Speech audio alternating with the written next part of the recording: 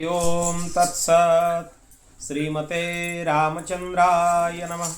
ओम परमहंसा स्वादित चरणकमल चिन्मकरंदाय भक्तजनमानस निवासाय श्रीरामचंद्राय नमः।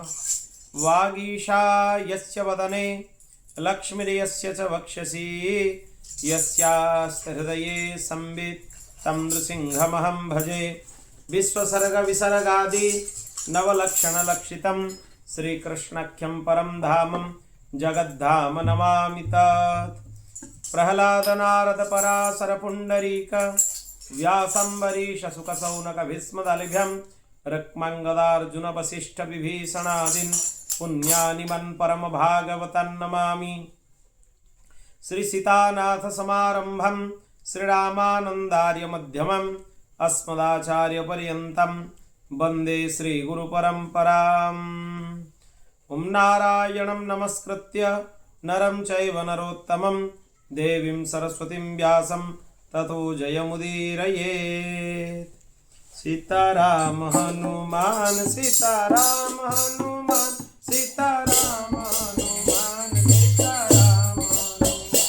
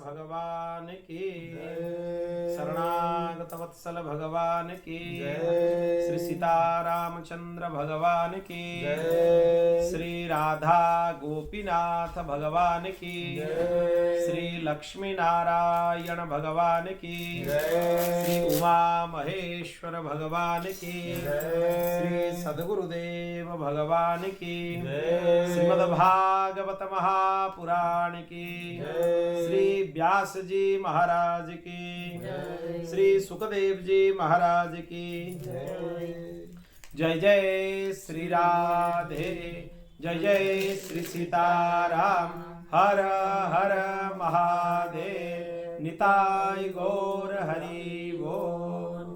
अनंत कोटि ब्रह्मांड नायक परात्पर अखिलेश्वर भक्तवांछा कल्पतरु निखिल हे प्रत्यनीक भगवान श्री हरि की महती कृपा करुणा से आज हम श्रीमद् भागवत कथा के सप्तम दिवस के कथा के सत्र में प्रवेश करेंगे और चतुर्थ स्कंध के कथा में प्रवेश करेंगे। कल हम लोग श्रवण किए थे कपिलोपाख्यान का, जिसमें माता देवहूति को भगवान कपिल आत्मोपदेश प्रदान किए थे। भगवत उपासना कैसे करनी चाहिए उसके बारे में भगवान उनको उपदेश किए थे। उसी के क्रम में उनको उपदेश किए कि भगवान के चरण में 4 चिन्ह हैं, उनका ध्यान करना चाहिए। उनका ध्यान करने से क्या होगा? भगवत चरणारविंद में जो अंकुश चिन्ह है उसका ध्यान करने से मन नियंत्रित होता है, मन के ऊपर अंकुश लगता है। भगवत चरणारविंद में ध्वज है, ध्वज चिन्ह का स्मरण करने से अपने दुष्प्रवृत्तियों के ऊपर विजय प्राप्त होता है। इसलिए ध्वज चिन्ह का स्मरण करना चाहिए। भगवत चरणारविंद, भगवत चरणारविंद में वज्र का चिन्ह है। वो सभी तरीके का आसक्तियों का खंडन करता है। इसीलिए भगवत चरणारविंद में वज्र का स्मरण करना चाहिए। उससे अरिष्ट की निवृत्ति भी होती है, अनर्थ निवृत्ति भी होती है। इसीलिए भगवत चरणारविंद में वज्र का ध्यान करना चाहिए। और भगवत चरणारविंद में कमल है, पद्म है। कमल का ध्यान करने से भगवत प्रेम प्राप्ति होती है। इसीलिए भगवत चरणारविंद में ये 4 चिन्हों का ध्यान करना चाहिए। और अपने सभी कर्मों को भगवत चरणारविंद में समर्पण करते हुए भगवान नाम का अखंड आश्रय लेना चाहिए। नित्य निरंतर भगवान नाम का आश्रय लेना चाहिए। भगवत कथा का श्रवण करना चाहिए, भगवत चिंतन करना चाहिए। आदि प्रकार से भगवान कपिल अपने माता को उपदेश प्रदान किए। इंद्रियों के बीच में फंसना नहीं चाहिए। और गर्भस्थ जीव के बारे में भी वर्णन किए कि गर्भ में जब जीव होता है वो भगवान को प्रार्थना करता है कि भगवान हमें यहाँ से निकालिए, उद्धार कीजिए। पर बाहर आने के बाद जीव तुरंत भूल जाता है। इसीलिए भगवान उसको याद कराने के लिए महापुरुषों के द्वारा, ग्रंथों के वचनों के द्वारा उसको याद दिलाते हैं। उसी का स्मरण करते हुए उसको नित्य निरंतर भगवत प्रेम में तल्लीन रहना चाहिए। और भगवत कृपा प्रसाद को आस्वादन करते हुए अपने इसी जन्म को अंतिम जन्म करना चाहिए, भगवत प्राप्ति कर लेना चाहिए। अब यहाँ पे मैत्रेय जी बोलते हैं मनुवंश का वर्णन। ये अत्यंत पवित्र चरित्र है। मनोस्तु शतरूपायं तिस्रः कन्याश्च जज्ञिरे आकुतिर्देवहूतिश्च प्रसूतिरिति विश्रुताः। स्वयंभु मनु के महारानी शतरूपा से 2 पुत्र हुए और 3 कन्या हुई। ये श्रवण किए थे पहले। 2 पुत्र हुए प्रियव्रत और उत्तानपाद, और 3 कन्या हुए आकुति, देवहूति और प्रसूति। मध्यम कन्या देवहूति के चरित्र कल हम श्रवण किए थे, जिनका विवाह ऋषि कर्दम से हुआ और उनके पुत्र के रूप में भगवान स्वयं कपिल देव अवतरित हुए। अब देखिए उनके जो ज्येष्ठ कन्या थी आकुति, उनका विवाह प्रजापति ऋचि के साथ हुआ। ये ऋचि प्रजापति के साथ जो विवाह हुआ वो पुत्रिका धर्म के आधार पर हुआ। पुत्रिका धर्म एक विधान है। पिता जब कन्यादान करते हैं तब ये नियम किया जाता है कि पुत्री का जो सबसे पहला पुत्र होगा उसको पिता अपने पास रख लेंगे, उनके पास वो चला जाएगा।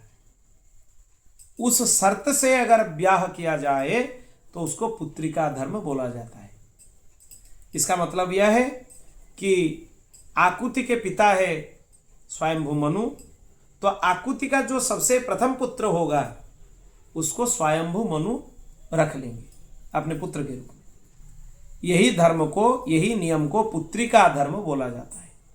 इसी विधान से उनका विवाह हुआ। ये प्रजापति ऋचि ये भगवान के अनन्य चिंतन के कारण ब्रह्म तेज से संपन्न थे, नित्य निरंतर भगवत प्रेम में तल्लीन रहते थे। उन्होंने आकुति के गर्भ से एक पुरुष और एक स्त्री का जोड़ा उत्पन्न किया, मतलब 2 उत्पन्न हुए, एक पुत्र दूसरा है पुत्री। पर ये दोनों भाई बहन नहीं है और इनको अपराध भी नहीं लगेगा ब्याह करने से। क्यों? क्योंकि कन्या तो प्रजापति ऋचि के पास रहेगी, उनकी पुत्री है, पर पुत्र उनका नहीं है। पुत्र किसका है? स्वयंभु मनु का, क्योंकि उसी धर्म से ब्याह किया गया था कि जो सबसे पहला पुत्र होगा उसको स्वयंभु मनु ले लेंगे। इसलिए वो दूसरे हो गए, ये दूसरे हो गए, और ये एक साथ जोड़े के रूप में प्रकट हुए थे। ये दोनों कौन थे? जो पुत्र थे, पुरुष थे, वो थे साक्षात भगवान विष्णु, और जो कन्या थी वो साक्षात भगवती लक्ष्मी। उनका नाम थी दक्षिणा, और पुत्र का नाम था यज्ञ नारायण। श्री यज्ञ नारायण भगवान की। भगवान यज्ञ नारायण दक्षिणा के साथ ब्याह किए, फिर उनसे 12 पुत्र उत्पन्न हुए। उनका नाम है तोष, प्रतोष, संतोष, भद्र, शांति, इडस्पति, इध्म, कवि, विभु, श्वन्न, सुदेव और रोचन। ये भगवान यज्ञ नारायण के पुत्र हैं, भगवान के पुत्र हैं ये। यही स्वयंभू मन्वंतर में तुषित नाम के देवता हुए। स्वयंभू मन्वंतर जब हुआ, यही 12 देवता बन गए। आप इनको 12 आदित्य भी बोल सकते हैं। स्वयंभू मन्वंतर में, अलग अलग मन्वंतर में 12 आदित्य भी अलग अलग होते हैं, उनका नाम अलग होता है। उसी मन्वंतर में मरीचि आदि सप्तर्षि थे।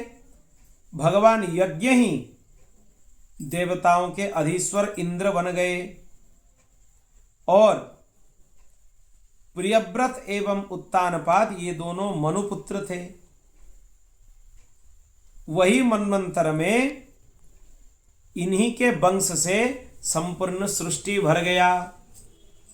इतना विस्तार हुआ। अब देखिए, मध्यम कन्या देवहूति के बारे में थोड़ा उनका स्मरण किया जा रहा है। उनके 9 कन्याएं थी। उनका विवाह अलग अलग ऋषियों के साथ हुआ था, कल हम श्रवण किए थे।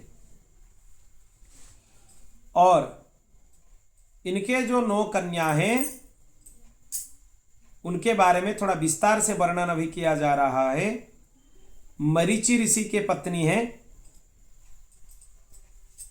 कला, उनसे कश्यप और पूर्णिमा नाम के 2 पुत्र हुए। आगे इन्हीं के वंश से ही संपूर्ण सृष्टि भर गया, क्योंकि कश्यप ऋषि के ही सब संतान हैं, ये सबको पता है। और कश्यप ऋषि के साथ किनका विवाह हुआ? दक्ष प्रजापति के कन्याओं का विवाह हुआ। किसके साथ? ऋषि कश्यप के साथ। ये दक्ष प्रजापति के साथ मनु की जो कनिष्ठ पुत्री थी प्रसूति, उनका विवाह दक्ष प्रजापति के साथ हुआ। यह समझना चाहिए। आगे पूर्णिमा से बीरज और विश्वग नाम के 2 पुत्र हुए, और देवकुल्या नाम की एक कन्या हुई। ये देवनती गंगा के रूप में आगे प्रकट हुई। अत्रि की पुत्री अनुशया से 3 पुत्र उत्पन्न हुए। कौन कौन थे वो 3? भगवान दत्तात्रेय, दुर्वासा और चंद्रमा। भगवान दत्तात्रेय भगवान विष्णु के अवतार थे, और दुर्वासा ऋषि भगवान शिव के अवतार थे, और चंद्रमा ये ब्रह्मा के अवतार थे। त्रिदेव ही उनके घर में प्रकट हुए थे। अब वो पूछने लगे, मैत्रेय मुनि से विदुर जी पूछने लगे कि भगवान उनके यहां अवतार क्यों लिए और कैसे लिए, उसके बारे में थोड़ा बताइए। जब ब्रह्मा जी ने महर्षि अत्रि को सृष्टि करने की आज्ञा दिए, तब वो अपने सहधर्मिणी के साथ तपस्या करने लग गए। तपस्या के बाद ही वो सृष्टि का विस्तार करना चाहते थे। वो ऋक्ष नामक पर्वत पर तपस्या करने चले गए, और वहां पे बहुत दिन तक तपस्या करते रहे। फिर जब उनका तपस्या पूर्ण हो गया, त्रिदेव उनको दर्शन दिए। ब्रह्मा, विष्णु और महेश्वर, ये तीनों ही दर्शन दिए। तब उनको अत्रि प्रणाम करके प्रार्थना किए। विश्वोद्भव स्थिति लयेषु विभज्यमानैर माया गुणैरनुयुगम विगृहीत देहा ते ब्रह्म विष्णु गिरिशः प्रणतोस्म्यहं स्तेभ्य क एव भवतां म इहोपहूत। उनको प्रणाम किए। प्रत्येक कल्प के आरंभ में भगवान 3 रूप धारण करते हैं। 3 गुण को पहले धारण करते हैं, सत्वगुण, रजोगुण और तमोगुण। और 3 गुण के प्रभाव से भगवान 3 स्वरूप धारण करते हैं। वही ब्रह्मा बनते हैं, वही विष्णु बनते हैं और वही शंकर बनते हैं।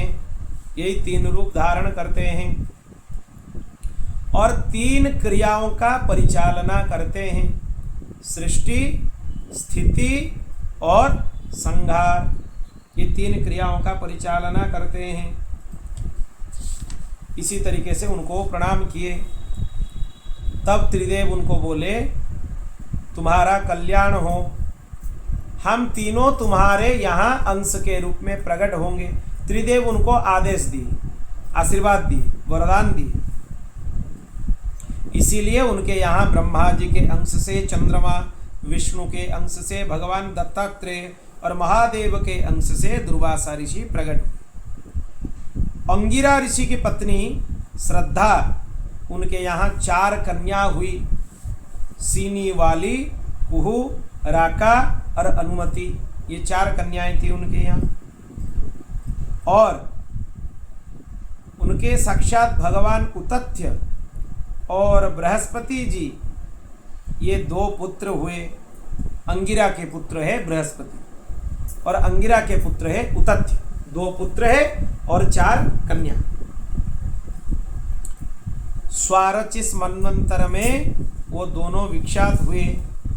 पुलस्त्य जी के पत्नी थे हविर्भु, उनसे 2 पुत्र हुए, महर्षि अगस्त्य और महातपस्वी विश्रवा। विश्रवा मुनि के इड़बिड़ा के गर्भ से यक्षराज कुबेर का जन्म हुआ और दूसरी पत्नी केसिनी के गर्भ से रावण, कुंभकर्ण और विभीषण उत्पन्न हुए। ये विश्रवानंदन थे। पुलह की स्त्री गति से 3 पुत्र हुए, कर्मश्रेष्ठ, वरियान और सहिष्णु। क्रतु की पत्नी क्रिया से बालखिल्यादि 60,000 ऋषि उत्पन्न हुए। ये जो बालखिल्य ऋषि थे उनका आकार इतने अंगुष्ठ के जैसा था, इतने ही थे वो ऐसे छोटा छोटा गड्ढा हो जाता था नीचे, उसको पार करने में उनको दिक्कत हो जाता था क्योंकि उनका आकार बहुत छोटा है। उनके ऊपर जो हंसते थे उनको अभिशाप दे देते थे। लोग हंसते थे, देखो इतना छोटा छोटा गड्ढा है, उनके लिए वो कैसा लगता था? वो बहुत बड़ा सरोवर जैसा लगता था। अगर कोई हंसता था उनको अभिशाप दे देते थे। वो एक वृक्ष के डाली में लटकते हुए तपस्या कर रहे थे। जब गरुड़ जी वहां से निकल रहे थे तब गरुड़ जी के पंख लगने से वो डाल टूट गया। फिर गरुड़ जी उसको पकड़ लिए। महाभारत में कथा हम श्रवण किए थे, महाभारत जब हो रहा था उस समय गरुड़ जी उस डाल को पकड़ लिए। फिर वो बालखिल्यादि ऋषि उनको आशीर्वाद दिए कि आज से आपका नाम सुपर्ण होगा क्योंकि आपका पंख बहुत अच्छा है, अच्छा दिखता है। वही बालखिल्यादि ऋषि इनके पुत्र हुए, क्रतु जी के पुत्र हुए। वशिष्ठ जी के पत्नी है अरुंधति, उनसे चित्रकेतु आदि 7 ब्रह्मर्षियों का जन्म हुआ। कौन कौन थे वो? चित्रकेतु, सुरोचि, विरजा, मित्र, उल्वन, वशुभृद्यान और द्युमान। इनके सिवा दूसरी पत्नी के गर्भ से शक्ति आदि बहुत सारे पुत्र हुए। किनके? भगवान वशिष्ठ के। वशिष्ठ के पुत्र हैं शक्ति, शक्ति के पुत्र हैं पाराशर और पाराशर जी के पुत्र हैं भगवान वेदव्यास और वेदव्यास जी के पुत्र हैं भगवान शुकदेव। ये परंपरा से आते हैं। अथर्वा मुनि की पत्नी चित्ती से दधीचि नाम के तपोनिष्ठ ऋषि हुए। इनका नाम अश्वशिरा भी बोला जाता है। दधीचि ऋषि का दूसरा नाम है अश्वशिरा। दधीचि जी के बारे में सबको पता है। वो अपने अस्थि को वज्र के लिए प्रदान किए थे वृत्रासुर को मारने के लिए, वही है दधीचि। अब भृगु वंश का वर्णन सुनो। भृगु जी की आर्याख्याति से धाता और विधाता नाम के 2 पुत्र हुए और एक कन्या उत्पन्न हुई।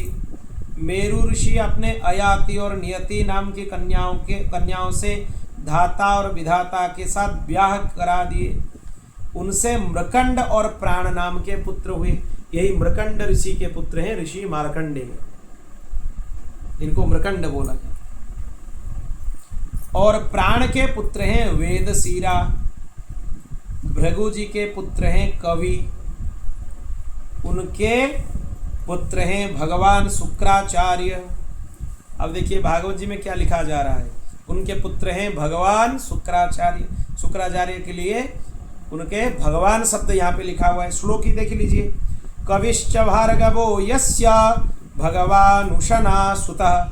उशना मतलब शुक्राचार्य, उनसे पहले विशेषण क्या है भगवान, मतलब शुक्राचार्य जी ऐसे वैसे नहीं थे, वो सर्वसमर्थ थे। उनके बारे में आजकल सीरियल चलने के बाद उनका ज़्यादा बदनामी हुआ, लोग इधर उधर करके वो चरित्र को दिखाते हैं। पर शुक्राचार्य जी असल में भगवान, मतलब उनका सामर्थ्य कितना है आपको समझ लेना चाहिए, जिनके लिए भागवत जी भी लिख रहे हैं कि ये भगवान हैं। और गीता जी में तो भगवान बताते हैं कि ऋषियों में शुक्राचार्य जी मेरे ही विभूति हैं। इसीलिए शुक्राचार्य जी को सामान्य समझना नहीं चाहिए। इसी प्रकार हम तुम्हें करदम जी के दौहित्रों की संतान की वर्णना सुनाई। इसको श्रद्धापूर्वक सुनने से मनुष्य का पाप तत्काल नष्ट हो जाता है, तुरंत नष्ट हो जाता है। अगर कोई श्रवण करता है कि करदम ऋषि के जो 9 कन्याएं थी, वो कन्याओं से वंश कैसे आगे विस्तार हुआ, इतने ही श्रवण मात्र से सबके पाप नष्ट हो जाते हैं। कितने महत्वपूर्ण है। इसलिए इसमें ये ज़्यादा दिमाग नहीं लगाना चाहिए कि यह हमें याद नहीं रहा। वंशानुचरित याद रखना भी कष्ट है, पर इसके श्रवण करने से ही पाप नष्ट हो जाते हैं। इसीलिए इनका श्रवण करना चाहिए। अब आगे सती चरित्र का वर्णन किया जा रहा है। इनके तीसरे कन्या थे, किनके? स्वयंभू मनु के तीसरे कन्या थे प्रसूति। उनका विवाह दक्ष प्रजापति से हुआ। उनसे 16 कन्याएं उत्पन्न हुई। वो दक्ष प्रजापति भी 72 हुए हैं। प्राचेतस दक्ष अलग हैं और ये दक्ष प्रजापति अलग हैं। भागवत जी में दोनों का चरित्र आता है। प्राचेतस दक्ष जी का भी चरित्र आता है और प्रजापति दक्ष जो अभी हम श्रवण कर रहे हैं, इनका चरित्र भी आता है। इनके 16 कन्याएं उत्पन्न हुए, उनमें से 13 कन्याओं को धर्म के साथ ब्याह करा दिए और बाकी 3 रहे। उनमें से एक को अग्नि के साथ विवाह कराए, एक को पितृगण के साथ विवाह कराए। कितने हो गए? 15 हो गए। और जो सबसे कनिष्ठ कन्या थी, उनके विवाह भगवान शंकर के साथ हुए। और शंकर जी के लिए भी विशेषण क्या लिखा गया है? जो जन्म मृत्यु के बंधन से मुक्त कराते हैं, वही शंकर भगवान से सती का ब्याह हुआ। धर्म के पत्नी कौन कौन है? जो 13 पत्नी हैं धर्म के, वो कौन कौन है? देखिए, उनके पत्नी है श्रद्धा, मैत्री, दया, शांति, तुष्टि, पुष्टि, क्रिया, उन्नति, बुद्धि, मेधा, तितिक्षा, ह्री और मूर्ति। ये 13 पत्नी धर्म के हुई। ये सब देखिए अच्छे अच्छे लक्षण हैं। असल में देखने से ये पता चलता है कि श्रद्धा ये धर्म के लक्षण है। मैत्री, मित्रता, दया, ये धर्म के ही पत्नी हो सकते हैं। आगे अधर्म के वंश का भी वर्णन आएगा इसी में, उसमें आप सुनिएगा कैसे कैसे नाम आता है अधर्म के पत्नियों का। इनमें 13 कन्याओं से 13 पुत्र हुए। उनका नाम क्या है? श्रद्धा का पुत्र है शुभ, मैत्री का पुत्र है प्रसाद, प्रसाद मतलब प्रसन्नता, दया के पुत्र है अभय, शांति के पुत्र है सुख, तुष्टि के पुत्र है मोद, मोद मतलब आनंद, पुष्टि के पुत्र हुए अहंकार, क्रिया के पुत्र हुए योग, उन्नति के पुत्र हुए दर्प, बुद्धि के पुत्र हुए अर्थ, मेधा के पुत्र हुए स्मृति, तितिक्षा के पुत्र हुए क्षेम, और हिरी के पुत्र हुए विनय, जिनका नाम है प्रश्रय। जो मूर्ति देवी थी धर्म की पत्नी, उनके यहाँ भगवान नरनारायण अवतार से प्रकट हुए। श्री नरनारायण भगवान की। यही नरनारायण भगवान आगे चल के श्री कृष्ण और अर्जुन के रूप में अवतरित होंगे। यह लिखा गया है इसमें। ताविमौ वै भगवतो हरेरंशा विहागतौ भारव्याय च भुवः कृष्णौ यदु कुरुद्वहौ। मतलब पृथ्वी का भार उतारने के लिए भगवान श्री कृष्ण और अर्जुन दोनों नर नारायण भगवान के अवतार के रूप में प्रकट होंगे, यही बताया गया है। अग्नि की पत्नी है स्वाहा। स्वाहा के पुत्र कौन हैं? 3 पुत्र हैं, पावक, पवमान और शुचि। ये 3 हवन के पदार्थों का भक्षण करते हैं, क्योंकि अग्नि के पुत्र हैं। स्वाहा अग्नि की पत्नी है। इन्हीं तीनों से 45 प्रकार के अग्नि उत्पन्न हुए। सबको मिला के 49 अग्नियों का नाम लिया जाता है। पवन की संख्या भी उतनी ही है 49, और अग्नि की संख्या भी कितना है? 49। अब देखिए, अग्निस्वक, बहिर्षद, सोमक और आज्यक ये पितर हैं। इनमें साग्निक भी हैं और निरग्निक भी हैं। इनकी पत्नी है स्वधा। जैसे अग्नि की पत्नी है स्वाहा, पितृगण की पत्नी कौन है? स्वधा। इसलिए पितृकर्म में कोई भी अर्पण किया जाता है तो स्वधा बोल के दिया जाता है, और अग्नि में आहुति दिया जाता है तो क्या बोल के दिया जाता है? स्वाहा बोल के आहुति दिया जाता है। महादेव की जो पत्नी थी सती, वो सभी प्रकार से अपने पतिदेव की सेवा में संलग्न रहती थी, पर उनका कोई पुत्र नहीं हुआ। वो अपने युवावस्था में ही अपने शरीर का त्याग कर दिए। क्यों? क्योंकि वो अपने पति भगवान शिव के अपमान से विचलित होकर अपने शरीर का त्याग कर दी। इसीलिए उनका कोई पुत्र नहीं था, उनका वंश आगे नहीं चला। इसीलिए अब विदुर जी पूछने लगे कि भगवती सती अपने शरीर के त्याग क्यों की? इसके बारे में थोड़ा विस्तार से बताइए। यह से विस्तार से सती चरित्र का वर्णन होता है, और इसको शिव चरित्र भी भागवत जी में बोला जाता है। भागवत जी में लिखा हुआ है कि यह चरित्र का नाम शिव चरित्र है। अब यहां से यह प्रारंभ होता है। चतुर्थ स्कंद में मुख्यतया 4 चरित्र हैं: सती चरित्र, ध्रुव चरित्र और पृथु चरित्र, अंतिम है पुरंजन उपाख्यान।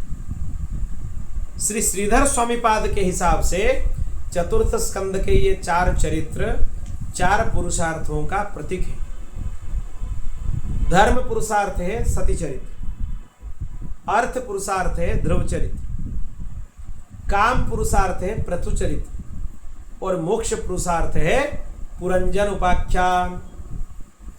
ये 4 चरित्र 4 पुरुषार्थों का प्रतीक है, इसलिए 4 महत्वपूर्ण चरित्र है इनमें।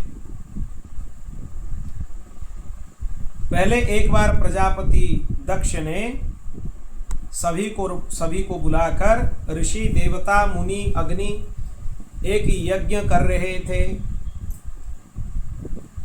जब सभागृह के अंदर, यज्ञ के अंदर, यज्ञ मंडप में दक्ष प्रजापति प्रवेश किए तो सभी देवता अपने अपने स्थान से खड़े होकर उनके समादर किए, उनको स्वागत किए। पर वहां पे 3 जन वहां से नहीं उठे। एक ब्रह्मा जी, दूसरे हैं विष्णु भगवान और तीसरे हैं भगवान सदाशिव। जब 3 नहीं उठे तो दक्ष ये समझ गए कि देखिए ब्रह्मा जी हमारे पिता हैं, वह अपने आसन से उठने का उनको कोई जरूरत नहीं है, और भगवान विष्णु उनके पिता हैं, इसलिए ये हमारे पितामह हुए, उनको भी यहाँ से उठने का कोई जरूरत नहीं है।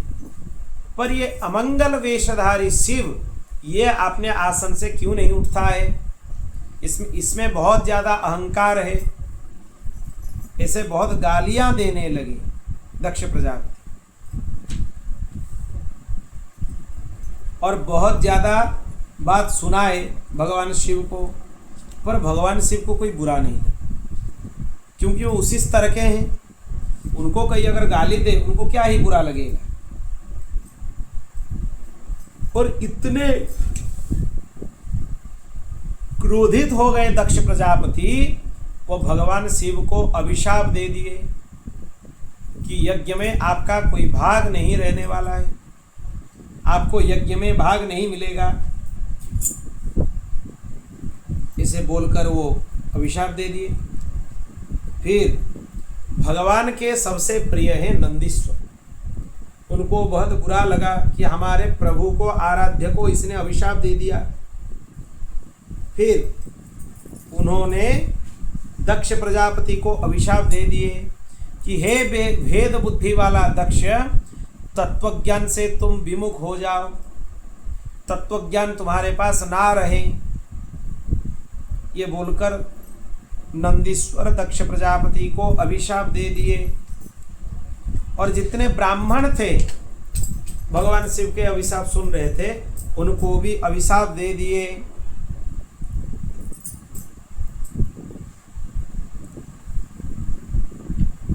और यह भी बोला गया, भृगु जी वहां पे थे, वो अभिशाप दिए कि शिव जी के जितने भी भक्त होंगे वो सब विपरीत धर्म वाले होंगे, उनका बेस अमंगल रहेगा, वो स्मशान में निवास करेंगे। ऐसे अभिशाप वो दे दिए। आगे कुछ दिन के बाद भगवान शिव फिर वहां से उठकर चले गए, यज्ञ में बैठे थे। ऐसे अभिशाप जब परस्पर को देना हो गया, शिव जी को बहुत खराब लगा, वो कल्याणकारी हैं, इसीलिए वो यज्ञ मंडप का परित्याग करते हुए वहां से चल गए। कुछ दिन के बाद ब्रह्मा जी दक्ष प्रजापति को प्रजापतियों का अधिपति बना दिए। इससे उसका अहंकार और ज्यादा हो गया, वो किसी को कुछ समझने ही नहीं लगा। उसने वाजपेय यज्ञ किया, फिर बृहस्पति सब नामक महायज्ञ प्रारंभ किया, सबको वहां पे बुलाया। तो सभी देवता आकाश मार्ग से यज्ञ स्थल को जा रहे थे और चर्चा कर रहे थे किसके यज्ञ के तरफ जा रहे हैं।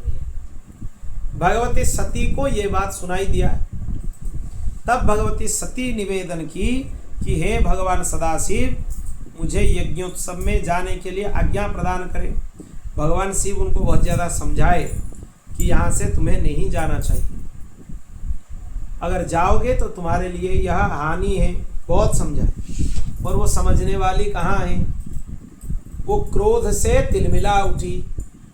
तब भगवान शिव बाध्य होकर वहां से नंदीश्वर के साथ वृषभ के ऊपर बिठाकर भगवती सती को वहां से भेजे। फिर भगवती सती जब जाकर वहां पर पहुंची यज्ञ मंडप में, सब उनका अपमान करने लगे। और दक्ष प्रजापति भगवान शिव का भी अपमान करने लगा, बहुत ज्यादा भला बुरा उनको सुनाया। तब उनको बहुत बुरा लगा। तो सती क्या बोली वहां पे, कर्णौ पिधाय निरयात् दद्य कल्प ईशे धर्मावितर्य श्रुणिभिर्नृभिरस्यमाने छिन्द्यात् प्रशय्य ऋषतिमसतिं प्रभुश्चे जिह्वामसुनपि ततो विसृजेत् सधर्मः। अगर कोई अपने सामने भगवान श्री हरि या भगवान सदाशिव का अपमान कर रहा है कोई उनके बारे में अच्छा भला बुरा सुना रहा है, उस अमंगलकारी को बलपूर्वक पकड़कर उसका जीवा काट देना चाहिए। यही मर्यादा है। अगर इतना नहीं कर सकते हो, उस स्थान को त्याग करके चले जाओ। यह सबसे अच्छा उपाय है। अगर किसी को कुछ बोल नहीं सकते हो तो क्या करो उसमें,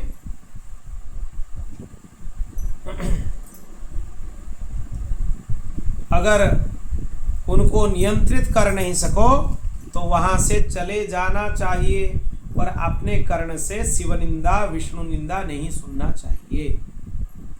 गोस्वामी जी भी यही बात रामचरितमानस में लिखे कि इन दोनों का अपमान या निंदा श्रवण नहीं करना चाहिए। अगर सुनने के लिए मिल रहा है दोनों के निंदा, तो वो स्थान को तुरंत परित्याग करना चाहिए। अब सती क्या की, आचमन प्राणायाम कर कर आसन पर बैठ गई, प्राण वायु को निरुद्ध कर गई, फिर अपने शरीर से योगाग्नि प्रकट की और उसी अग्नि में अपने शरीर को जलाकर भस्म कर दिए।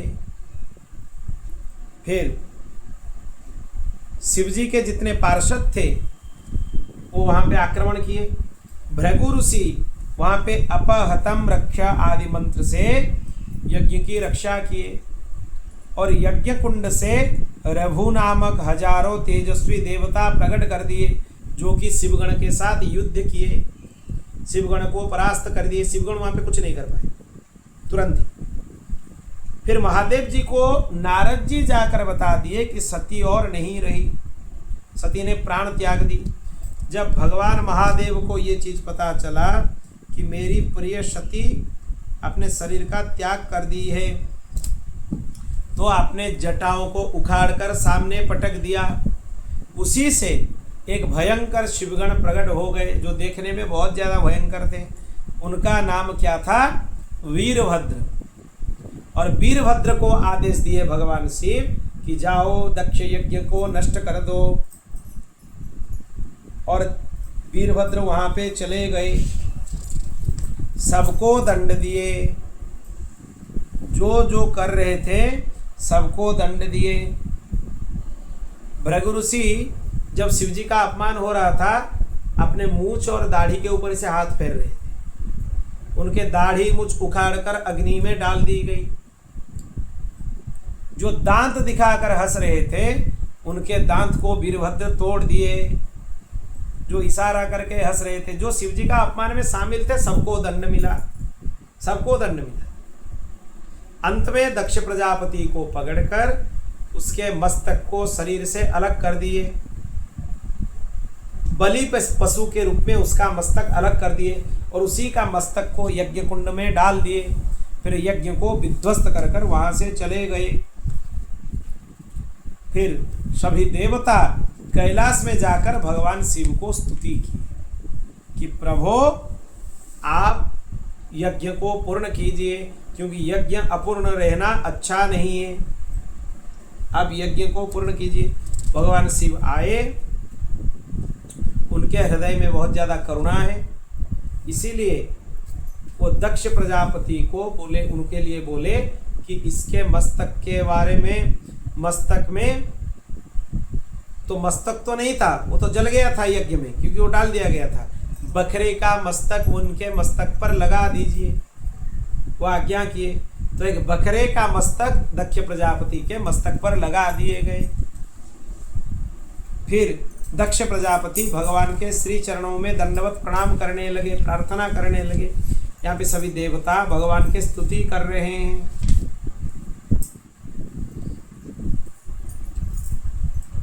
तब भगवान वहां पे प्रकट हुए, त्रिदेव एक साथ बैठे।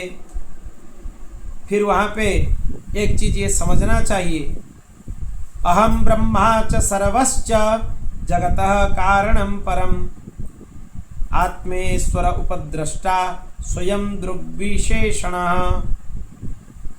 भगवान स्वयं बोल रहे हैं, मैं ही ब्रह्मा हूं, मैं ही विष्णु हूं।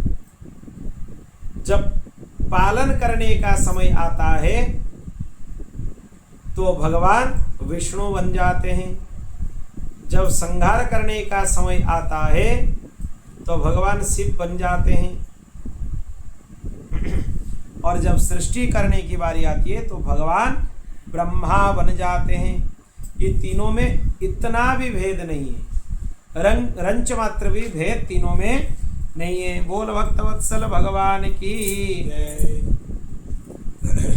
और एक चीज भगवान यहाँ पे बोले, ब्रह्मा विष्णु और महेश्वर ये स्वरूपतः तीनों एक ही है। जो इनमें भेद देखता है उसको शांति नहीं मिलने वाला है। जो इनके स्वरूप में अभेद हो जाए तब उसको कुछ लाभ मिल सकता है। बोल भक्तवत्सल भगवान की। इसी तरह दक्ष सुता सती ने अपने पूर्व शरीर का त्याग करके फिर आगे हिमालय के पत्नी मेनका के गर्भ से पुत्री के रूप में प्रकट हो गई।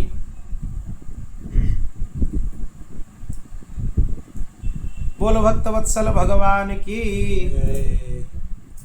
और इनका नाम हुआ पार्वती। ये पर्वत की कन्या थी, इसीलिए इनका नाम क्या हुआ? पार्वती।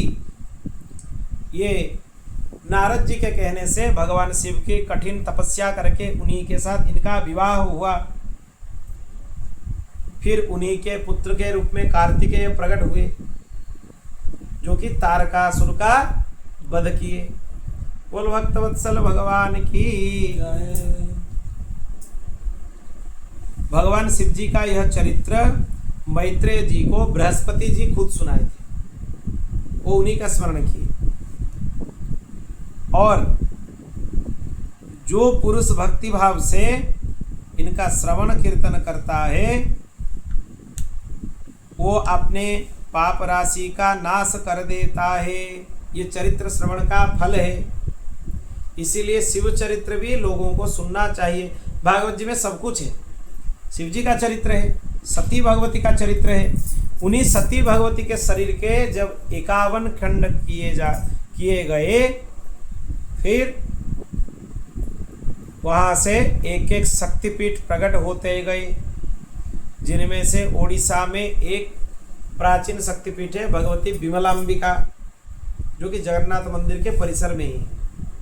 उनके लिए उड्डीयान पीठ शब्द का प्रयोग किया जाता है। ललिता सहस्त्रनाम में भी ये शब्द मिलता है, उड्डीयान पीठेश्वर। अब देखिए आगे ध्रुव जी का चरित्र प्रारंभ होता है यहीं से। सनक सनकादि नारद ऋभु हंस अरुणी याति ब्रह्मा जी के जितने भी पुत्र हैं, जिन्होंने गृहस्थाश्रम में प्रवेश नहीं किया, उनके बारे में अभी बताया जा रहा है। ये गृहस्थाश्रम में प्रवेश नहीं किए, इसीलिए इनका विवाह नहीं हुआ और वंश का भी आगे विस्तार नहीं हुआ। ये वैराग्यवान थे जितने भी नाम हम लिए। अब अधर्म का वंश वर्णन सुनिए। अधर्म का पत्नी का नाम है मृषा, मतलब मिथ्या। अब देखिए एक एक करके। उसके दंभ नामक पुत्र और माया नाम की कन्या हुई। दो हुए, एक पुत्र हुआ, दूसरा क्या है? कन्या हुई। उन दोनों को निरुति कोण में लेकर चले गए। इस तरीके का अधर्म का विस्तार है। उसके दंभ नामक पुत्र और माया नाम की कन्या हुई। दंभ और माया से लोभ और सठता, ये दोनों का जन्म हुआ। उसने क्रोध और हिंसा तथा उनसे कलिमल ग्रसित जितने भी जीव हैं, इनके बातों से पवित्र हो जाते हैं। अब देखिए इनके और आगे भी वंश बताया गया है। देखिए इनके और आगे आते हैं कलह। उनकी बहन है दुरुक्ति। दुरुक्ति मतलब क्या है? गाली, गाली देना। नरक के जोड़ा भी उत्पन्न हुए। जो ये अधर्म का वंश सुनता है उसका सभी पाप नष्ट होकर पुण्य प्राप्त होते हैं। जैसे धर्म के जितने भी कन्या हैं, धर्म के जितने भी पत्नी हैं, उनका नाम कितना अच्छा है, सब धर्म के लक्षण हैं। उसी तरह अधर्म के जितने पत्नी हैं, ये सब अधर्म हैं, अधर्म के एक एक लक्षण हैं। अब स्वयंभू मनु के पुत्र थे उत्तानपाद। उत्तानपाद के दो पत्नियां थी, सुनीति और सुरुचि। उनमें राजा को सर्वाधिक प्रिय थी सुरुचि, और सुनीति जिसका पुत्र था ध्रुव, उन्होंने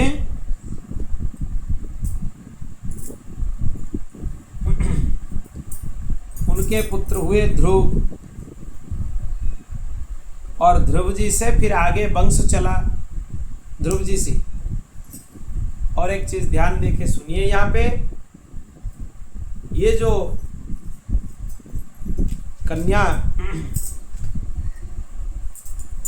जिसके बारे में बताया गया, सुनीति और सुरुचि, इनके नाम से ही इनका अर्थ पता चल जाता है। सुरुचि मतलब क्या है, जो रुचि रखते हैं, कुछ चीज का रुचि रखते हैं, मतलब वो बंधनकारक। और सुनीति क्या है, जो नीति नियमों के अंदर अपने जीवन का निर्वाह करती है। इसीलिए उनके नाम से ही समझ लेना चाहिए सुनीति का मतलब क्या है और सुरुचि का मतलब क्या है। एक दिन ध्रुव आकर अपने पिता के गोद में बैठ गए, तब विमाता सुरुचि उनको गोद से निकाल दी और बहुत अपशब्द कहने लगी। अगर तुम्हें अपने पिता के गोद में बैठना है तो पहले जाकर भगवान के तपस्या करो, फिर उनको प्रार्थना करो कि मेरे गर्भ से तुम्हें जन्म लेना होगा, तब जाके राजा के गोद में बैठ सकते हो। ध्रुव जी को बहुत कष्ट हुआ, वो आकर अपने माता जी के पास रोने लगे कि हम क्या करें। तब उनके माता उनको बहुत ज्यादा समझाए और एक चीज बहुत अच्छा बोले, आराधया धोक्षज पाद पद्मम, भगवान अधोक्षज के पाद पद्म का ध्यान करो, आराधना करो, उन्हीं के चरणों से ही सब कुछ प्राप्त हो सकता है। फिर ध्रुव जी रात को अपने गृह त्याग करके जंगल में भगवान को ढूंढने के लिए चले गए। उसी समय नारद जी का आगमन हुआ, ध्रुव जी का नारद जी के साथ साक्षात्कार हुआ और दोनों में बहुत अच्छा बातचीत भी हुए। बोल भक्त वत्सल भगवान की। और नारद जी बहुत ज्यादा समझाए ध्रुव जी कि देखो हठ मत करो,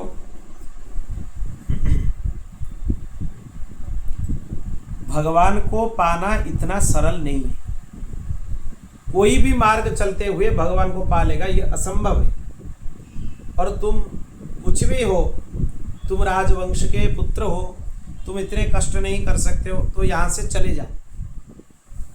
पर वो दृढ़ निश्चय होकर बैठ गए कि हमें नहीं जाना है, हमें भगवत प्राप्ति करना ही है। और वो पद को प्राप्त करना है जो पद आज तक किसी को प्राप्त नहीं हुआ, वही प्रदान करना है।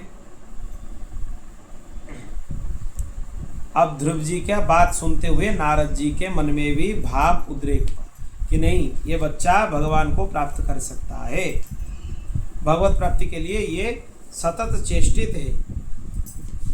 इतना बोल के उनको बोले, तत्ता च गच्छ भद्रम ते यमुनायास्तटं शुचि पुण्यम मधुवनम यत्र सानिध्यम नित्यदा हरे। जहाँ पे भगवान श्री हरि का नित्य सानिध्य हो और उसी के साथ धर्म अर्थ और काम मोक्ष इनका भी कुछ प्रबंध हो गया। अब भगवान के अभिन्न स्वरूप श्री संकर्षण, जिनको बलराम जी बोलते हैं हम, और अनिरुद्ध, प्रद्युम्न, तुलसी जी, इनकी उपासना करना चाहिए, ये बात उनको बता दिए। इसीलिए तुम्हें यहाँ से मधुबन जाना चाहिए, वहाँ पे भगवान का नित्य सानिध्य रहता है। वो यमुना तट में ही है मधुबन, आज भी है ध्रुव जी की तपस्थली। हम गए थे वहां पे वांडेरवट, वो आते वक्त रास्ते में आता है दर्शन करने के लिए। जो लोग भगवान के मानस पूजा करते हैं उनके अंतकरण पर सभी पाप नष्ट हो जाते हैं, तुरंत नष्ट हो जाते हैं। अब आगे देखिए, ध्रुव जी को नारद जी एक मंत्र दिए। वो मंत्र क्या है? द्वादशाक्षर मंत्र, वासुदेव मंत्र। और उनको आदेश किए कि यही मंत्र से तुम भगवान के अर्चन करो। बोल भक्तवत्सल भगवान की। अब भगवान को जितने भी उपचार अर्पण करना है, हे ध्रुव, इसी मंत्र से करो। ध्रुव जी वहां पर चले गए, यमुना जी के तट पर उपवास करके एकाग्र चित्त से भगवान की उपासना प्रारंभ कर दी। 3 दिन के रात्रि के अंत में शरीर निर्वाह के लिए केवल केंत और बेर के फल खा रहे थे। इसमें 1 मास चला गया। दूसरे महीने में 6 दिन में सूखे घास, 6 दिन में सूखे घास और पत्ते खाकर भजन किए। 6 दिन का अंतर था, ये दूसरे महीने में। तीसरे महीने में 9 दिन के अंतर पर केवल जलपान करके भगवान की उपासना करने लगे, कठिन उपासना। और चौथे महीने में उन्होंने श्वास को जीत लिया। श्वास को जीत लिया मतलब क्या? श्वास के ऊपर नियंत्रण आ गया। वो बाहर भीतर के सभी वायु को स्तंभित कर दिया अपने उपासना से। तब हनुमान जी और गरुड़ जी भगवान को निवेदन किए, देवता जाकर भगवान को निवेदित किए। 5 मास जब हो गया तब वो निश्चल निष्कपट होकर बैठ गए, जलपान भी नहीं किए, वायु आहार भी नहीं किए, कुछ नहीं किए। तब देवता आकर भगवान को प्रार्थना करने लगे कि देखिए ध्रुव जी के प्रभाव से कितना हाँ, ध्रुव जी वहां पे क्या कर रहे थे? भगवान की उपासना कर रहे थे। ध्रुव जी के उपासना के प्रभाव से, तपस्या के प्रभाव से सृष्टि में बहुत सारे विघ्न उत्पन्न हो रहे थे। कहीं आग की वर्षा हो रही थी, कहीं और कुछ, कहीं और कुछ, ऐसे बहुत सारे चीज वहां पे उत्पन्न हो रहे थे। अब भगवान वो आकर प्रार्थना किए, मतलब ध्रुव जी प्रार्थना किए, भगवान गरुड़ पर आरूढ़ होकर ध्रुव जी के पास आकर पहुंच गए। ध्रुव जी उनको दर्शन किए। पहले तो अंदर कर रहे थे, अब उनको प्रत्यक्ष अपने सामने दर्शन किए। वो चाह रहे थे कि हमको स्तुति करें, और उनको स्तुति करने का कोई ज्ञान नहीं था। कहाँ से आएगा? इतने छोटे बच्चे हैं, 5 साल के बच्चे हैं। तब भगवान को उनके ऊपर बहुत दया आई। भगवान अपने करकमल में जो दिव्य पांचजन्य शंख है उसको ध्रुव जी के गाल में स्पर्श करा दिए। इसीलिए बोला जाता है छोटे बच्चों के गाल में शंख को स्पर्श करना चाहिए। करने से क्या होता है? उनका ज्ञान उद्रेक होता है, ज्ञान प्राप्त होता है, वो विद्वान होते हैं। तब ध्रुव जी के अंदर सभी वेदों के ज्ञान प्रकट हो गए। जो भगवान साक्षात वेदादि मूर्ति के आराध्य हैं, उपास्य हैं, जिनके निश्वास वेद हैं, अब उनके बारे में हम क्या ही बोल सकते हैं। अब देखिए ध्रुव जी भगवान को स्तुति करने लगे। क्या बोले? योऽन्तः प्रविश्य मम वाचमिमां प्रसूक्तां संजीवयत्यखिल शक्तिधर स्वधाम्ना अन्यांश्च हस्तचरण श्रवणत्वगादीन् प्राणन्नमो भगवते पुरुषाय तुभ्यम्। हे भगवान, आप सर्वशक्तिमान हैं। आप मेरे अंतकरण में प्रवेश करके मेरी सोई हुई वाणी को जीवित कर दिए। मैं आपके अंतर्यामी स्वरूप का बार बार नमन करता हूँ। और एक बहुत अच्छा चीज ध्रुव जी बोले, ये उनकी कामना है। भक्ति मुहु प्रवहतम त्वयि में प्रसंगो भूयाद अनंत महता ममलाशयानम ये नाम जलो जनसोल्पणमूरुभ्यसनं भवाब्धिं नैष्ये भवद्गुणकथामृतपानमत्ता। मुझे आप अपने प्रिय भक्तों का संतों का संग प्रदान कीजिए। प्रिय भक्तों का भक्तों का संग प्रदान कीजिए, क्योंकि उनके संग करने से आपके चरित्रों का श्रवण करने का लाभ प्राप्त होगा। इसीलिए भगवान के पास लोग आकर शरणागत होते हैं। कितने भी उपाय आप कर लीजिए, कहीं भी भाग दौड़ कर लीजिए, पर अंतिम में आपको कहाँ पे स्थिर होना है? भगवान के श्री चरणों में। बोल भक्त वत्सल भगवान की। ऐसे ध्रुव जी बहुत तरह से स्तुति करने लगे। फिर भगवान उनको बोले कि देखो, तुम्हारे मन में जब आए थे यहाँ पे तपस्या करने के लिए तो लालसा थी, इसीलिए तुम्हें हम कुछ प्रदान करेंगे, और ऐसे पद प्रदान करेंगे जो कि सप्तर्षियों के स्थान से भी ऊपर है। वो वैकुंठ के द्वार ही हैं। वहां पे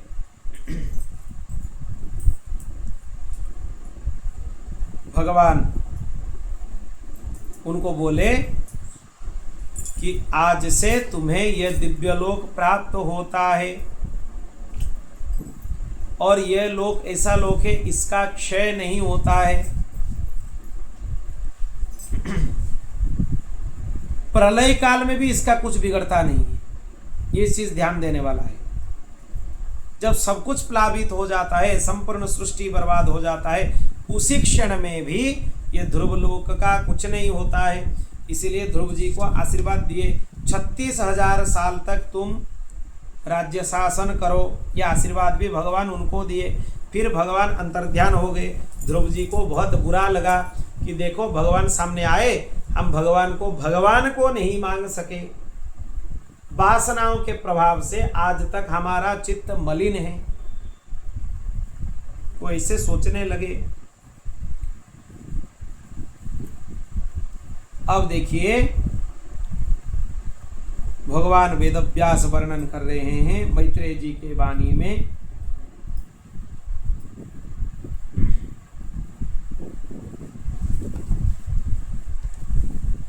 भगवान को स्तुति करने के बाद जब ध्रुव जी अपने घर के तरफ लौटने लगे, नारद जी के परामर्श से उनके पिता उत्तानपाद उनको स्वागत करने के लिए चले गए। उनके मन में भी बहुत ज्यादा ग्लानि हुआ कि इतने भक्त बालक, उसको हम इतने अपमानित किए, इसीलिए उनको बुरा लगा। वो चले गए। फिर ध्रुव जी का धीरे धीरे ध्रुव जी बड़े हुए, राजा बन गए। उनका विवाह शिशुमार की पुत्री भ्रमी के साथ संपन्न हुआ। उनके 2 पुत्र हुए, कल्प और वत्सर। ध्रुव जी की दूसरी पत्नी थी इला, ये वायु पुत्री थी। उनसे, उनके प्रभाव से, उनके आशीर्वाद से एक कन्या रत्न का प्रागट्य हुआ, और ध्रुव जी का जो छोटा भाई था उत्तम, उसका ब्याह नहीं हुआ था। वो एक दिन शिकार खेलने के लिए अरण्य में चला गया था। एक कोई यक्ष उसको पकड़कर मार दिए। फिर ध्रुव जी को बहुत बुरा लगा कि इनका मृत्यु कैसे हो सकती है। उनको मृत्यु सज्जा पर सुलाते हुए ध्रुव जी आकर यक्षों के साथ भिड़ गए। युद्ध प्रारंभ हो गया। इतने भयंकर युद्ध है कि यक्ष अपने सभी तरीके का मायाओं का प्रयोग करना प्रारंभ कर दिए। और ध्रुव जी क्या किए, महानारायणास्त्र का संधान कर दिए। वो बहुत प्रचंड अस्त्र था। बहुत सारे यक्ष मारे गए। तब स्वयंभू मनु आकर वहां पे पहुंचे और वहां पे युद्ध को वो बंद किए कि युद्ध मत करो। कोई एक यक्ष के लिए सभी को मार देना ये क्या बुद्धिमानी है? ऐसे किसी का वध नहीं करना चाहिए, बिल्कुल नहीं करना चाहिए। तब ध्रुव जी वहां पे युद्ध बंद किए। कुबेर जी वहां पे प्रकट हुए। कुबेर जी बोले कि कुछ वरदान मांगो। तब ध्रुव जी बोले कि हम संसार पास से मुक्त होकर भगवान श्री हरि का भजन करते रहें, उनमें हमारी अखंड प्रीति हो। तो फिर कुबेर जी बोले तथास्तु, सही है। अब देखिए, ध्रुव जी भगवत धाम जाने के लिए प्रस्तुत हो गए। स्नान ध्यान करके, संध्या वंदन आदि करके, सरयू जी का स्नान करते हुए वहां पे वो दिव्य पद में आरूढ़ होने के लिए चले गए। अब उनके सामने काल देवता आ गए। तो ध्रुव जी काल के मस्तक पर अपने चरण रखते हुए दिव्य विमान में आरूढ़ हो गए। फिर उनको अपने माता के बारे में याद आया कि हम तो ऐसे नहीं जा सकते, अपने माता सुनीति को भी अपने साथ ले जाएंगे। तब भगवान के पार्षद उनको दिखाए, देखो आप तो बाद में जा रहे हो, आपसे पहले सुनीति माता दूसरे विमान में जा चुकी है, क्योंकि भक्ति की माता है, दुर्गति कैसे होगी। इसीलिए ध्रुव जी फिर वहां से दिव्य विमान में आरूढ़ होकर अपने ध्रुवलोक में प्रतिष्ठित हो गए। और वो ऐसा लोक था, आज तक कभी भी उनका पतन वहां से नहीं हुआ। भगवत धाम चले गए और ऐसे स्थान पर जाकर बैठे जो कि सप्तर्षियों के स्थान से भी ऊपर था। ये जो ध्रुव चरित्र है, इनका वर्णन श्रवण करने से भगवान में अखंड प्रीति हो जाती है। उसमें कुछ कुछ तिथियों का भी उल्लेख किया गया है, जैसे कि पूर्णिमा, अमावस्या, द्वादशी, श्रवणा नक्षत्र, तिथिक्षय, व्यतिपात, संक्रांति अथवा रविवार। अगर इन दिनों में कोई ध्रुव चरित्र को किसी भी श्रद्धालु को श्रवण कराता है, वो स्वयं अपने आत्मा में संतुष्ट रहने वाला है और सिद्ध हो जाता है। इसी तरह यहाँ पे ध्रुव चरित्र पूरा हुआ। फिर आगे हम कल ध्रुव जी के वंश के वर्णन के बारे में श्रवण करेंगे। ध्रुव वंश का क्या वर्णन है, उनमें पृथु जी कैसे आए, फिर पृथु जी का प्रागट्य की कथा भी है। पृथु जी पृथ्वी को अपने कन्या के रूप में कैसे स्वीकार किए, फिर उनका दोहन कैसे किए, किसको बछड़ा बना के उनसे क्या निकाले, और एक वैराग्यपूर्ण चरित्र है अंत में पुरंजन उपाख्यान। ये सब कथाओं का श्रवण हम लोग कल करेंगे चतुर्थ स्कंद में। बोल भक्त वत्सल भगवान की गोविंद जय जय गोपाल जय जय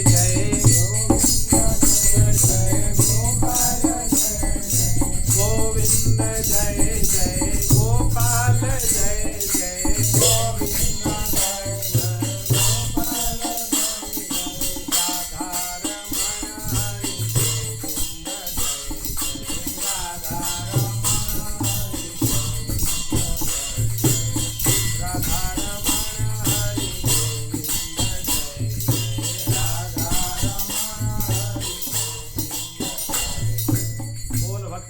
भगवान की। ओम पूर्णमदः पूर्णमिदं पूर्णात् पूर्णमुदच्यते पूर्णस्य पूर्णमादाय पूर्णमेवावशिष्यते। हरि ओम शांति शांति शांति।